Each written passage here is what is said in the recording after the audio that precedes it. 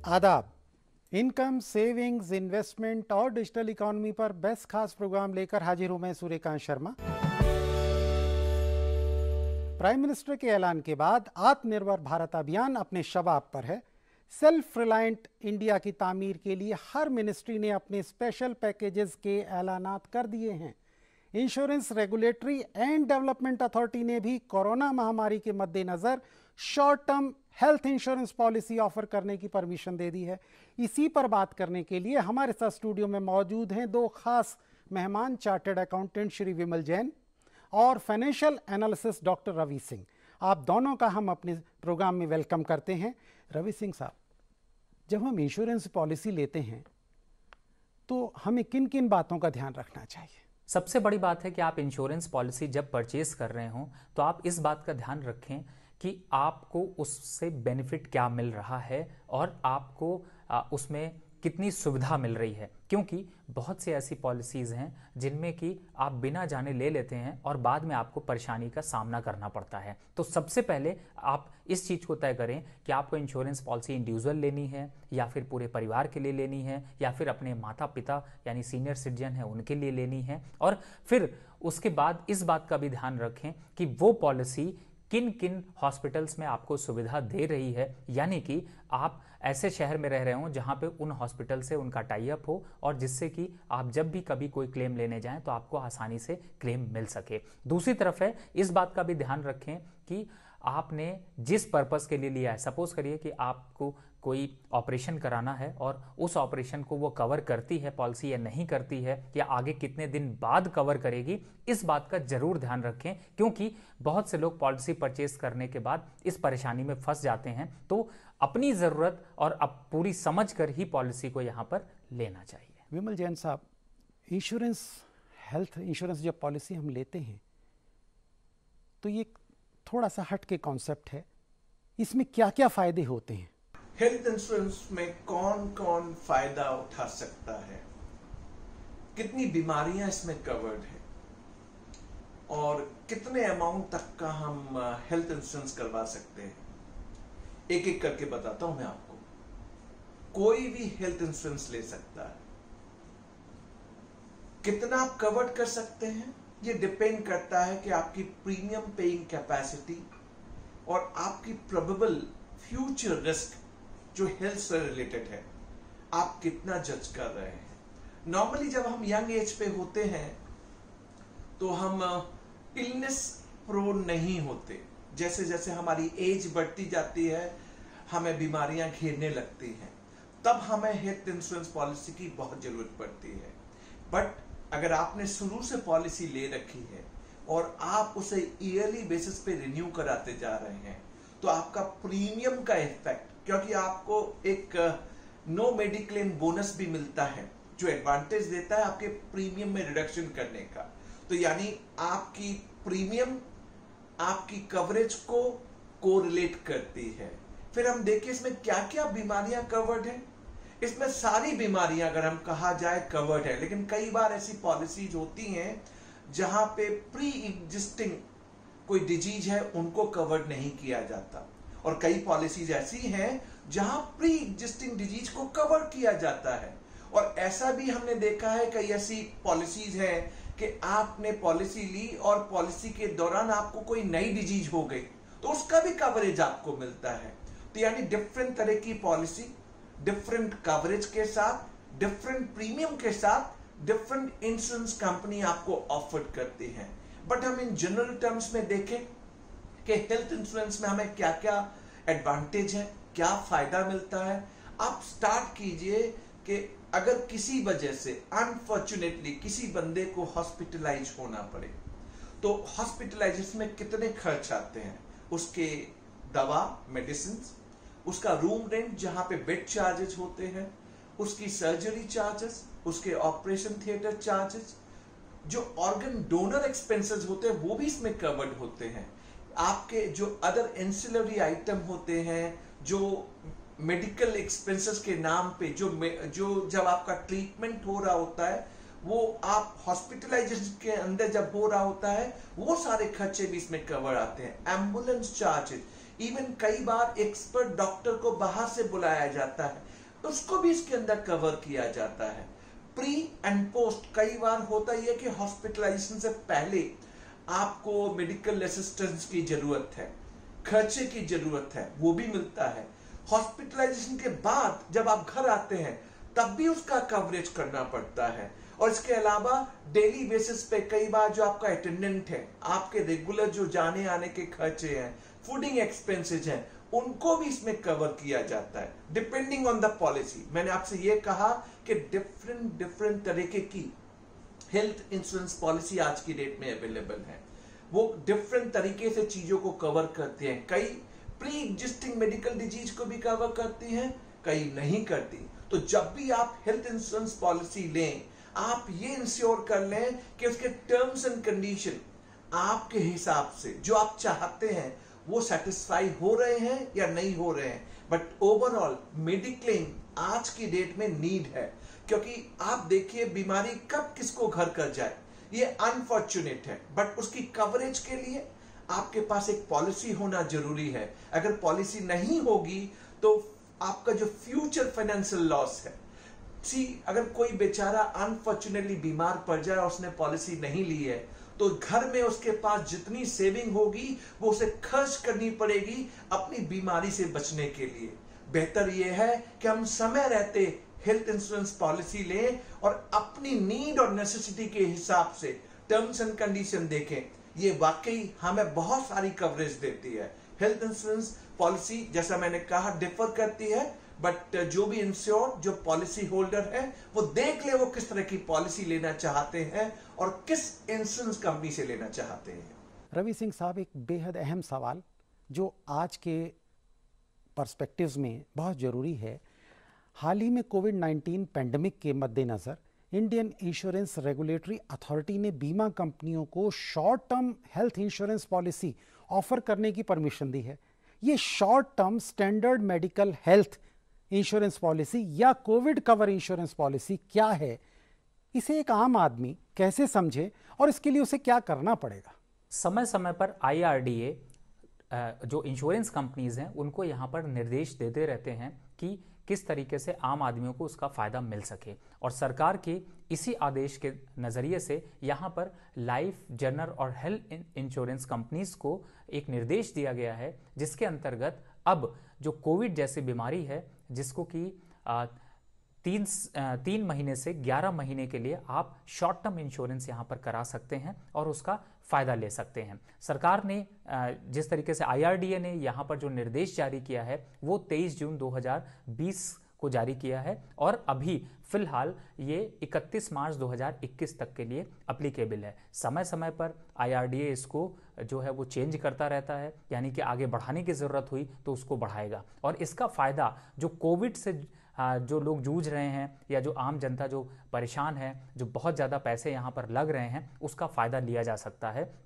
और आप इसमें जो इंश्योरेंस है वो आप परचेस कर सकते हैं। जैसे कि आप चाहे तो 3.5 महीने का या 6.5 महीने का या 9 महीने का इंश्योरेंस आप इसमें छोटा सा प्रीमियम दे करके परचेस कर सकते हैं। तो यहाँ पर IRDA के निर्देश के बाद बहुत सी जो इंश्योरेंस कंपनी हैं उन्होंने इस तरीके के पैकेज दिए हैं जो आम जनता को यहाँ पर फ़ायदा दे सकते हैं। जैन साहब, ये जो IRDA है, IRDA insurance regulatory and development authority, ये है क्या और इसको कॉन्स्टिट्यूट करने का मकसद क्या है? IRDA insurance regulatory and development authority एक ऑटोनॉमस गवर्नमेंट अथॉरिटी है, रेगुलेटरी अथॉरिटी, जो by an act of parliament under the act insurance.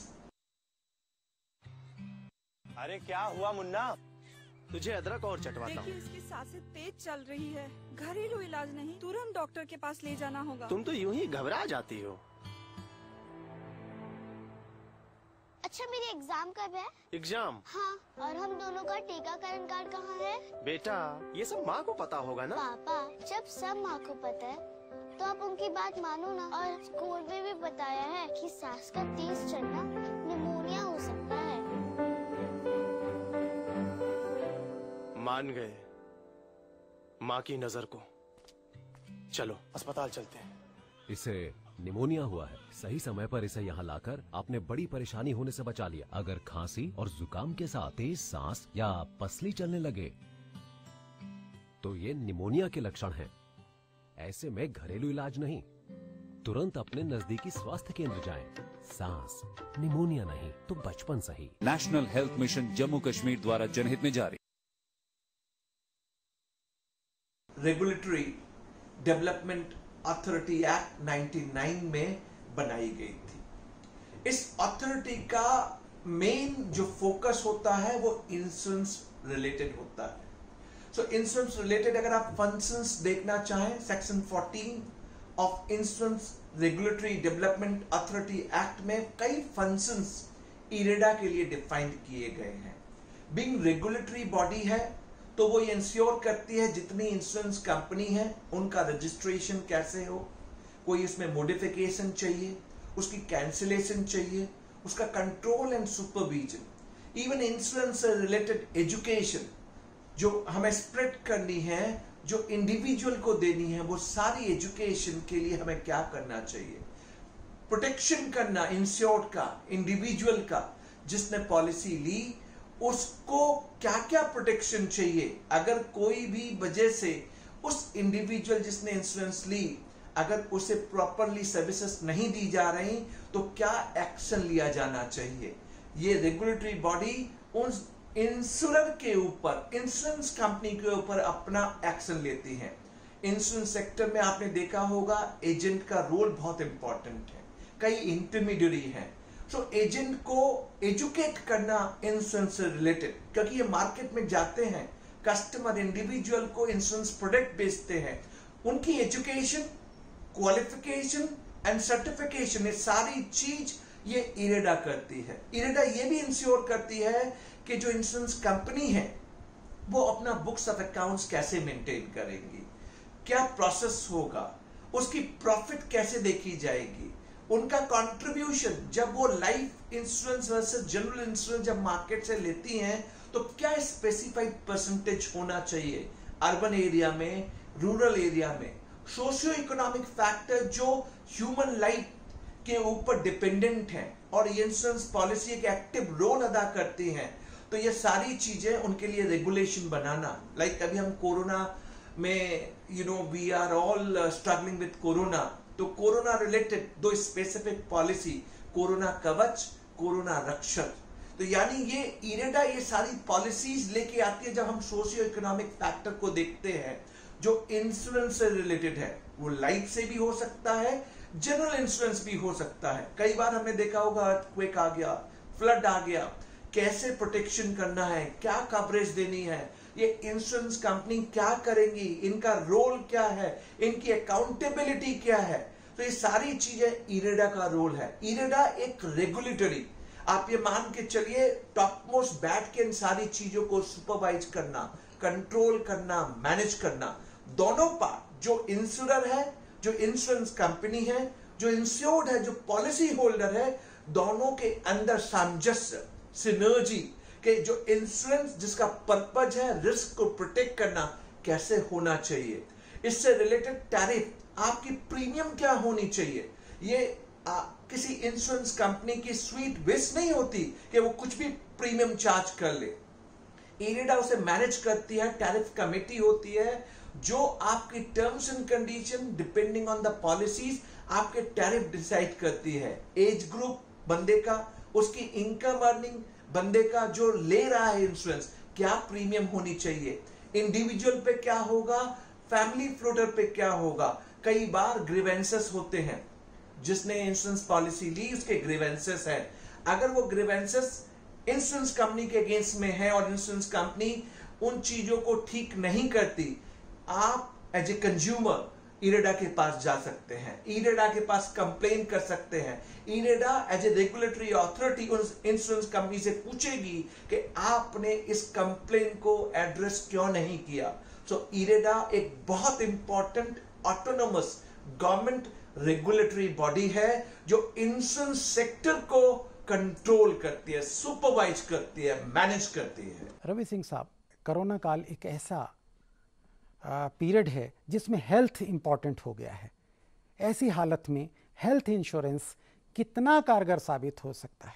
Generally सरकार ने बहुत सी इंश्योरेंस स्कीम्स लागू करी जिससे कि आम जनता को उसका फ़ायदा मिल सके, लेकिन पहले शायद आम जनता को इतनी ज़्यादा ज़रूरत नहीं लगती थी। लेकिन जब से कोरोना का पेंडेमिक हुआ है उसके बाद से ये अब हर आम आदमी को समझ में आ गया है कि एक हेल्थ स्कीम ज़रूर यहाँ पर, हेल्थ इंश्योरेंस ज़रूर लेना चाहिए, क्योंकि उसका फ़ायदा आगे आने वाले समय में यहाँ पर मिलता है। तो मुझे लगता है कि अब ये बहुत ज़्यादा ज़रूरी है और आम आदमियों को भी इस चीज़ की समझ है कि अगर आप इंश्योरेंस, हेल्थ इंश्योरेंस बाय करके रखते हैं तो उसका फ़ायदा आपके बुरे वक्त में होगा और आपको आपके परिवार की सुरक्षा भी मिलेगी और साथ ही आपको ज़रूरत के समय यहाँ पर पैसे भी मिलेंगे और आपकी सेविंग भी बढ़ेगी, क्योंकि हेल्थ के इंश्योरेंस यहाँ पर जो है वो सस्ते प्रीमियम पर आपको बहुत ज़्यादा कवरेज देते हैं, जिसका फ़ायदा आपकी पॉकेट में भी पड़ता है और आम लोगों के या फिर आपके पूरे परिवार के जो खर्च हैं उसको कहीं ना कहीं से कम करने में मदद करता है। जैन साहब, ये कोविड कवच और कोरोना रक्षक के मानी क्या हैं और इससे कैसे फायदा उठाया जा सकता है? कोरोना कवच एंड कोरोना रक्षक, ये दो स्पेसिफिक पॉलिसीज हैं जो कोरोना के टाइम पे लॉन्च हुई हैं। ये जो पॉलिसीज हैं दोनों दो डिफरेंट तरीके की हैं। मेनली अगर आप देखेंगे तो कोरोना कवच जो है वो आपकी रीइंबर्समेंट पॉलिसी है जो आपके हॉस्पिटलाइजेशन से लिंक्ड है। ये कैशलेस भी हो सकती है, रीइंबर्समेंट मॉडल भी हो सकती है। कैशलेस का मतलब आप अगर नेटवर्क, जो इंश्योरेंस कंपनी जिसके तहत आपने लिया है, उससे नेटवर्क रिलेटेड जितने हॉस्पिटल हैं, अगर आप वहां पे हॉस्पिटलाइज्ड होते हैं तो आपको कोरोना कवच के अंदर कैशलेस बेनिफिट, जो आपके हॉस्पिटल का बिल आएगा वो डायरेक्टली इंश्योरेंस कंपनी हॉस्पिटल को पे कर देगी। जब आप नॉन नेटवर्किंग हॉस्पिटल में इलाज कराते हैं तो उस केस में आप रीइंबर्समेंट ले सकते हैं। आप मेरे लिए पहले समझने की कोशिश कीजिए, जब मैं कोरोना रक्षक की बात करता हूं तो कोरोना रक्षक ये कहता है ये बेनिफिट बेस्ड है। इसके अंदर एक सम एश्योर्ड है।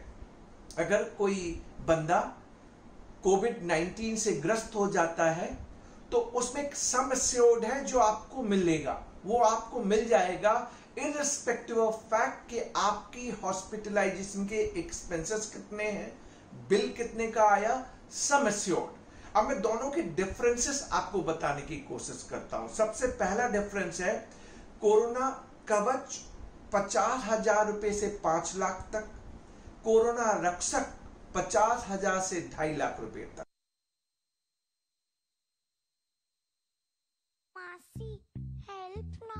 आज दाग के साथ कीटाणु हटाना भी जरूरी है। नया फेना जर्म क्लीन जो सिर्फ दाग नहीं हटाए 99% तक कीटाणु भी। ये लैब से प्रमाणित है, इसलिए फेना ही लेना। कुछ तो होता है जब कुछ शुद्ध होता है। बड़ों में बचपने की शुद्धता, फिक्र में छिपी प्यार की शुद्धता। पर क्या ये शुद्धता आपके बर्तनों में है? बर्तन शुद्ध? अब सिर्फ सफाई नहीं, करें बर्तनों का शुद्धिकरण नींबू नीम चंदन युक्त निब से, जो दे गहरी सफाई और करे शुद्धिकरण। निब से करो शुद्धिकरण।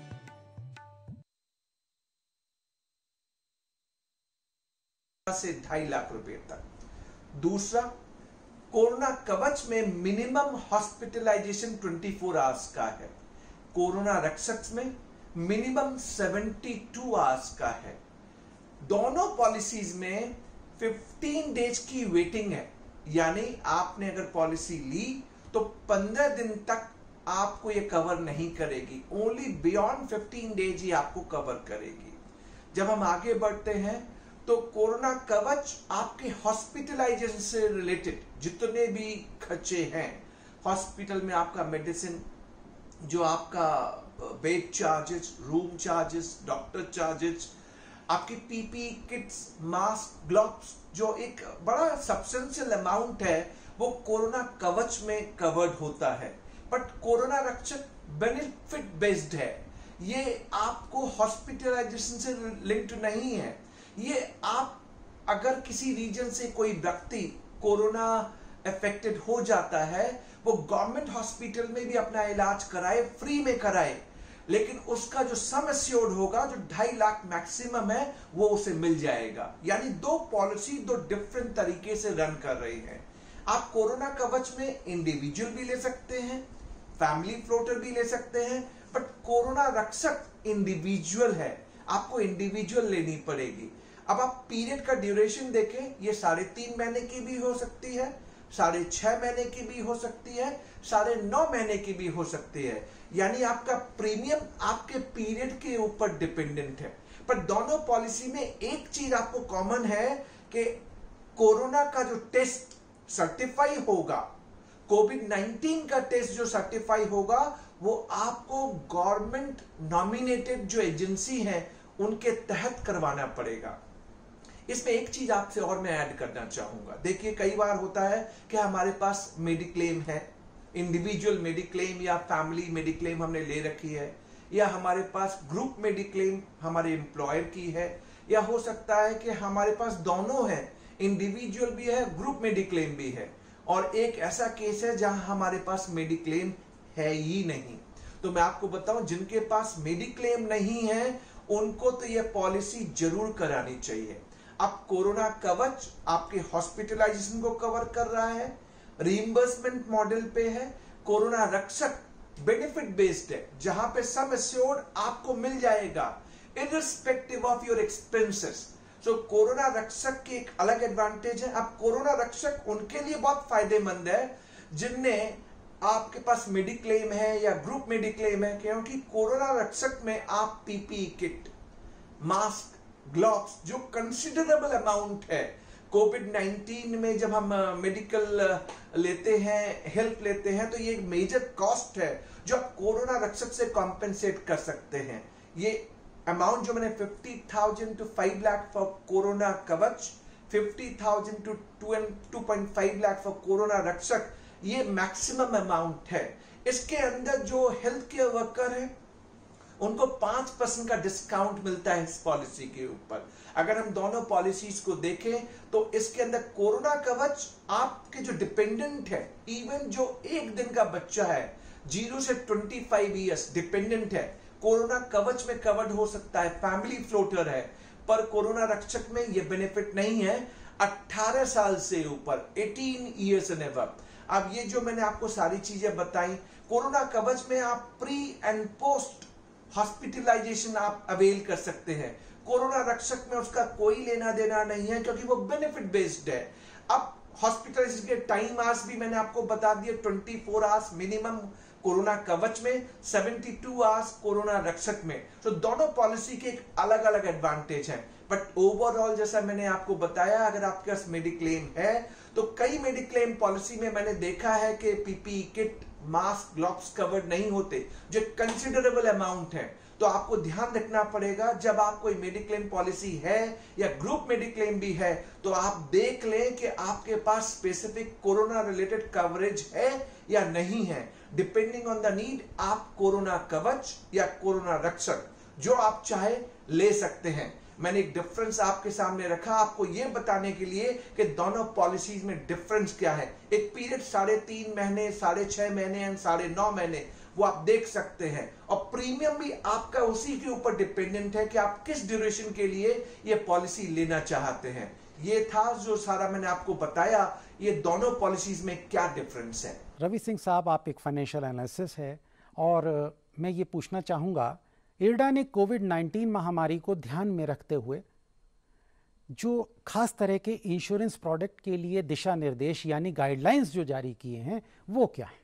IRDA ने यहाँ पर लाइफ इंश्योरेंस, जनरल इंश्योरेंस और हेल्थ इंश्योरेंस कंपनीज को एक निर्देश दिया है कि जो अभी कोविड की सिचुएशन है उसमें कुछ शॉर्ट टर्म प्लान को लॉन्च करने की परमिशन दी है, जिससे कि आम आदमियों को कोविड के खर्चे से काफ़ी राहत मिले। और ये पॉलिसी ऐसी है जो कि सिर्फ 3 महीने से 11 महीने के लिए होगी, जब तक अभी ये कोविड की सिचुएशन है। और ऐसे समय पे आप कम प्रीमियम दे करके आप अपने बड़े खर्चों को बचा सकते हैं। ये आप इंडिविजुअल या कॉर्पोरेट बेसिस पे भी ले सकते हैं। साथ ही यहाँ पर जो निर्देश दिया है उसमें ये है कि आप इसको कोरोना कवच पॉलिसी या फिर कोरोना रक्षक पॉलिसी के अंतर्गत ले सकते हैं, जो कि 18 साल से 65 साल के व्यक्ति परचेस कर सकते हैं। तो ये निर्देश कंपनियों को दिए, इंश्योरेंस कंपनियों को IRDA ने दिए हैं। तो नाजरीन, पैसा बोलता है कि इस कड़ी में आज बस इतना ही। आप अपनी राय और सजेशंस